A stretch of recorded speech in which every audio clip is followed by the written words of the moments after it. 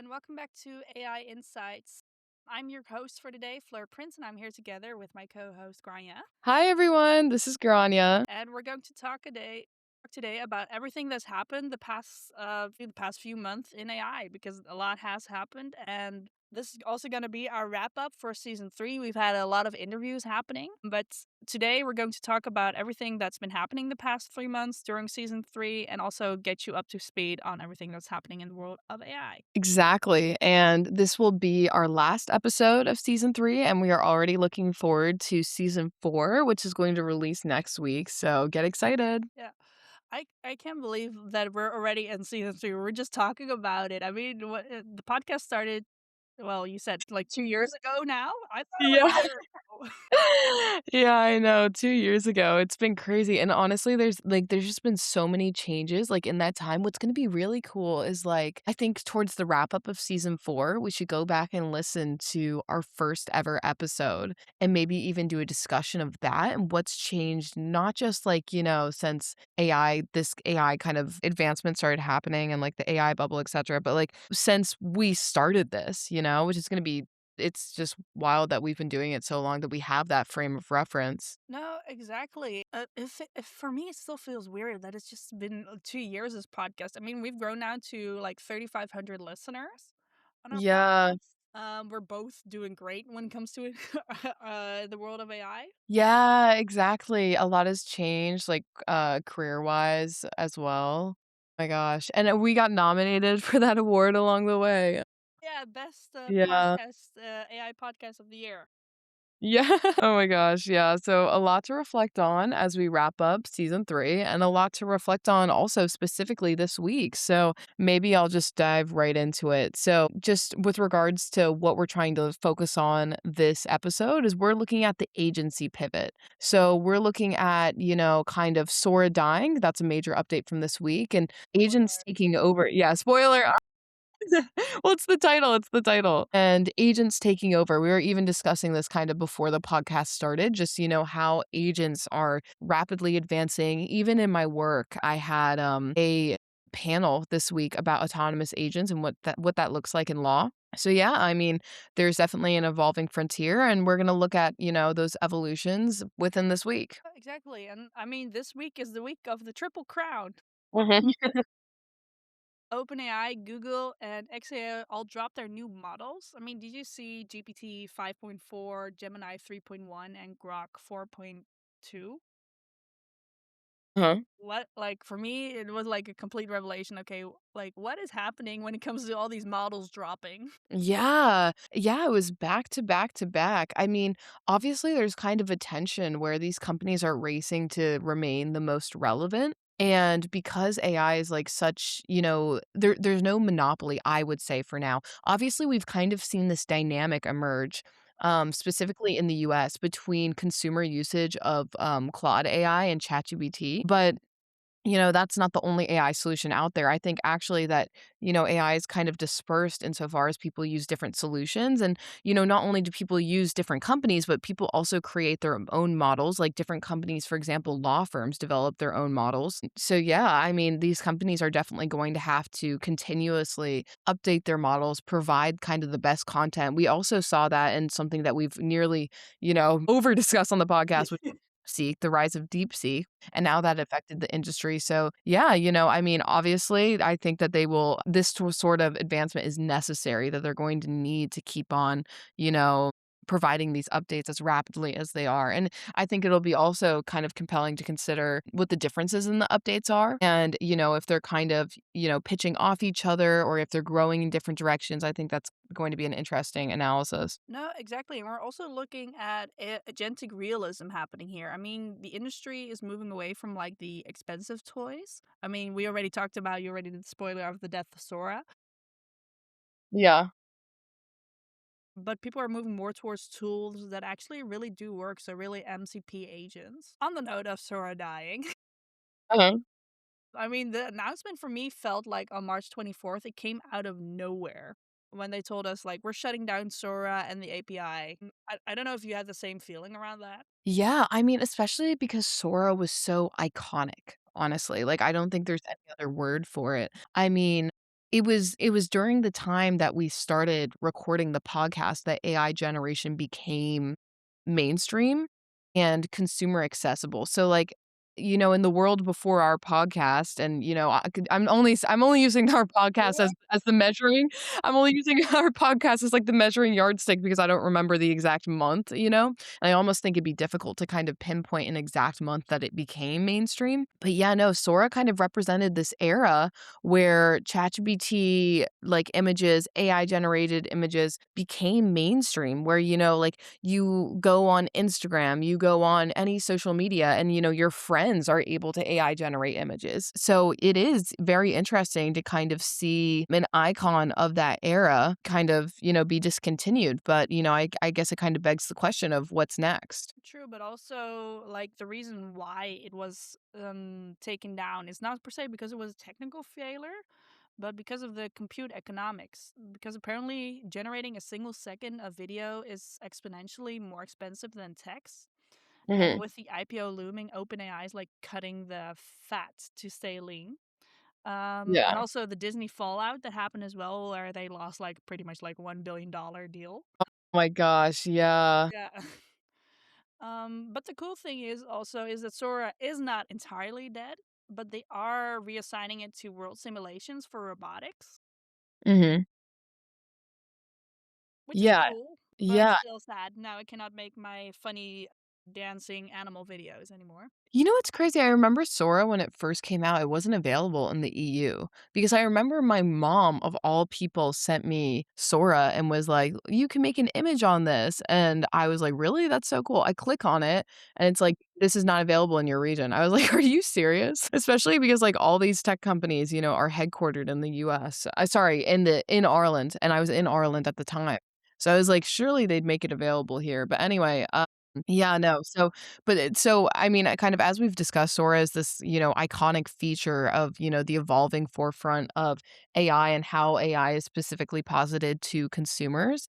And it's not dead, but it is being reassigned away from that kind of consumer focus to world simulation for robotics. And I think the broader takeaway here is that we've kind of reached a limit. And this is something we've actually not really had an opportunity to discuss in depth on the podcast. And something that I think is going to be a major theme as we're coming up to season 4, which is we're reaching a limit of infinite compute. So companies are now having to choose between, cool viral videos and making things like hyper available for consumers and functional enterprise tools. So, like generating AI images, generating video, it takes an inordinate amount of compute power, resources, etc. I mean, we actually have discussed that aspect with regards to, like water consumption. What's the effect on the environment? We have an episode dedicated to that. But now we're kind of seeing the other side of that dynamic, the flip side of the coin, which is that companies now need to make practical choices based on that compute limitation and, the practical effects of the compute limitation that they're seeking to limit. No, exactly. And you also see a lot of investment firms are now asking for, okay, we invested a lot of money into it, like a few billions. Yeah. But what did we actually get out of it? Did we become more efficient? Did we gain more influence? Did we earn more money? And then the basic outcome of those reports have been you can, for example, look up the McKinsey report is that yes, they have become 20% more efficient, but when it comes to like increases in wins, it's not that much. Yeah, no, completely. Yeah, and it'll be interesting to see how that progresses. Exactly. I think it's a good also for us to move on to the next topic, which is the Model Context Protocol Resolution, so MCP for short, which I was talking about earlier. Mhm. So we see the concept of MCP that has hit a tipping point with nearly like 100 million installs. Yeah. But it explains that the MCP as the universal port that lets AI such as like Claude, GPT, and Gemini plug into your files, your calendar, and your company database without custom code Mhm. is taking on like a very new life. I mean, if you could like find out like why it matters is because the infrastructure allows Claude new computer use. Oh, by the way, I tried this. It's awesome. Really?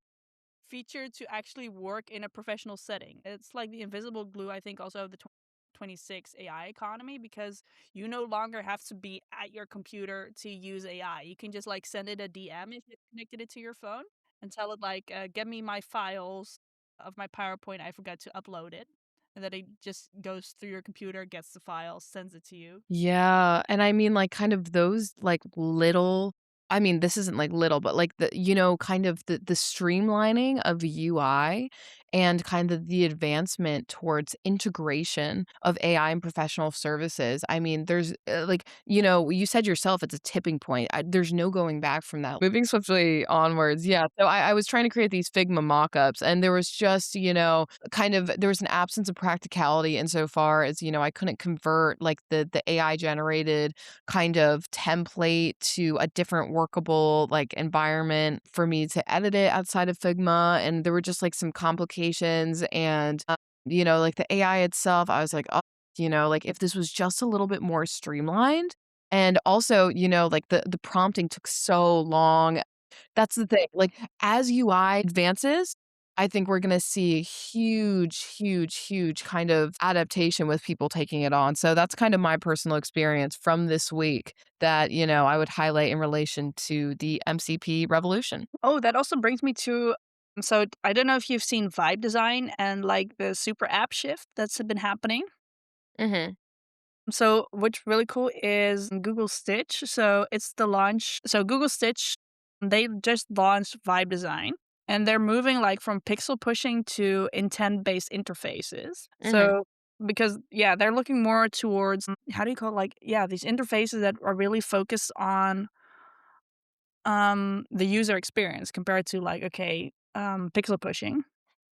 Mhm. But also Apple Series openness that's happening. So there's a global shift that's there happening as well.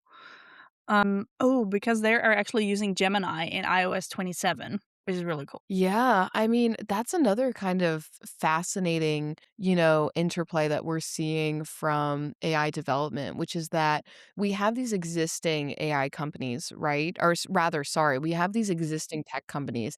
AI is unavoidable. Every single, kind of company, professional services, product set, like no matter where you are in the industry, you're going to interact with AI somehow. And these major tech companies all are trying to win this race, and we were discussing that earlier with regards to the updates and trying to push more updates, etc. But another thing that we're kind of seeing is like this move away nearly from we were discussing compute process and trying to have the best model to also kind of just strategic business moves. So that's what I would kind of highlight this as, Apple allowing Siri to access Gemini and Claude, with Gemini and Claude being 2 powerhouses. It represents that companies, that perhaps don't see themselves as being able to compete in a technical way are going to put themselves forward in different ways using, kind of like business expertise to kind of bridge that gap between the lack of innovation and industry, or their own lack of innovation or their own, kind of inability to produce a competitive model. They're staying competitive with smart business practice and kind of unique business posturing. No, true. And what you do also see is that there's pretty much like a competition now going on, indeed, about like which is the best AI model to use for my specific issue. But actually, when you look at WeChat back in, well, that's the main app that's being used in China. They turned like every service on their application into an AI interaction. So they're not actually competing with each other. They're just like, we just put it all in here. So instead of it being a competition, they're just like, okay, we're just working on efficiency instead of trying to make a profit out of it. Though I Yeah. also say always with WeChat, also there the government always looks with you what you're doing on WeChat. So I don't know if it's that much better. Yeah, no, I completely agree. But I think that's also maybe a good discussion as well. Like in the West, the App Store model is kind of dying in favor of like the conversational layer. Mhm.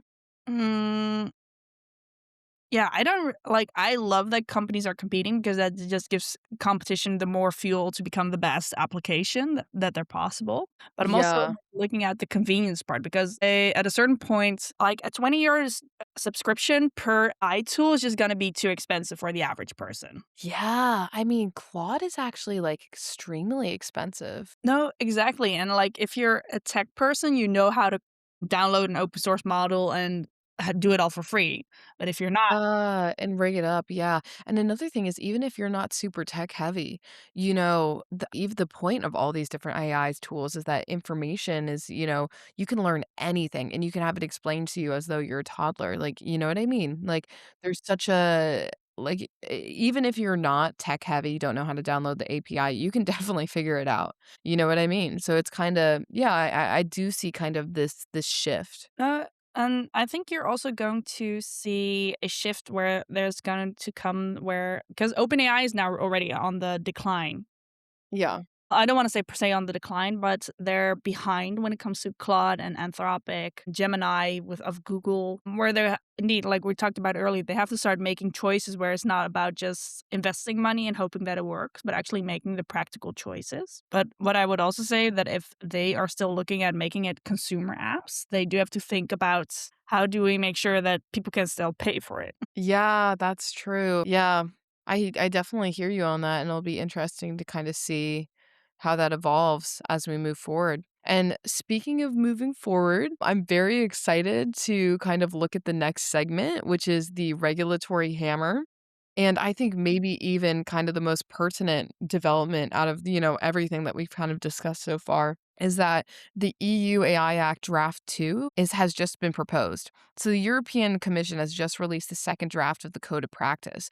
I mean, it's almost difficult to contextualize the extent to which this affects industry, not just industry, consumers, every aspect of kind of AI regulation, because the EU AI Act is the default benchmark for the entire world. And different countries and their kind of protocols and their frameworks to regulate AI are nearly all predicated off of the EU AI Act. Even I would kind of take it to a more kind of core level in identifying that the EU AI Act has a risk-based model. Now, the risk-based model is more than foundational. It's the starting point for any conversation about not only compliance but just adaptation. So I and you can and I'll briefly reference a physical manifestation of that influence through Texas's TRIGA Act, which was just put into force January 1st of 2026. And that was almost like if you read the act, it's just it's evident on face